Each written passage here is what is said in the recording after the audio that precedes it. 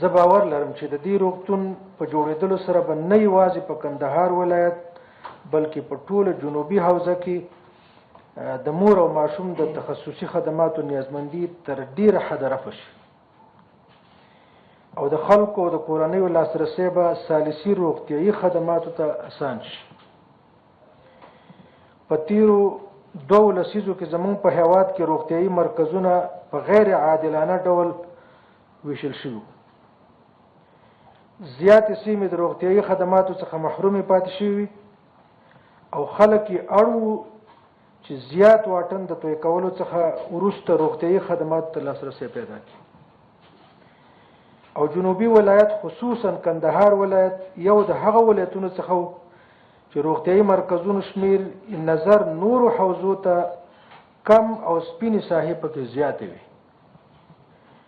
خوشبختانه د افغانستان د اسلامي امارت پر راتګ سره د صحت سکتور د متوازن انکشاف لپاره لاره پرانستل شوه.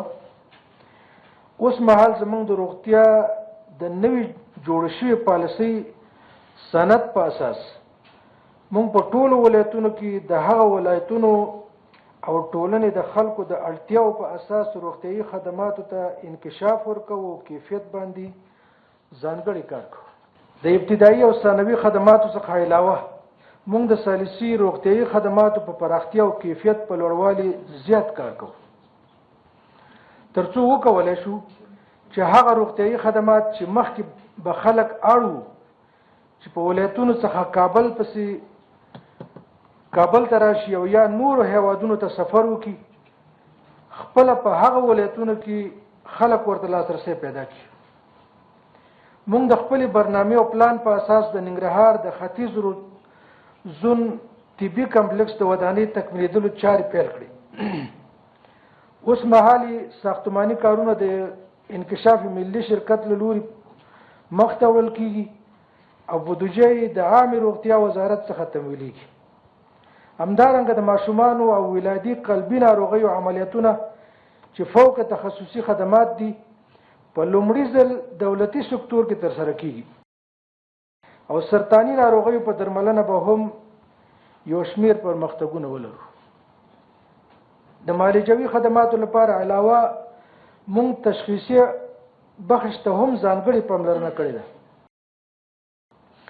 زموږ د نوي روغتیایي اصلاحاتو په ریفورم د برنامې مطابق د تشخیص په بخش کې هم یو شمېر اصلاحات راځي. عصري تشخیصي وسایل به په روغتونونو کې نصب شي او په یادو ساحاتو کې به افغان کادرونه هم روزل کېږي. زه باوري یم چې د دې اصلاحي برنامې په تطبیق سره به زموږ د دولتي روغتونونو ظرفیت لوړ شي او د خلکو اعتماد به په روغتیایي مرکزونو زیات شي. معززو ګډونوالو، زه یو ځل بیا د قطر د حکومت او د قطر الخیریه بنسټ او ټولو هغه کسانو څخه مننه کوم چې د دې عظیم او عام المنفعه کار لپاره مرسته کړې ده او باور لرم چې د یاد روغتون په جوړېدلو سره به ډیر شمېر میندې ماشومان او ښځینهو ته روغتیایي خدمات وړاندې شي او دا روغتون به د میندو او ماشومانو د ښځو روغتیایي او سلامتي تضمینونکی وي.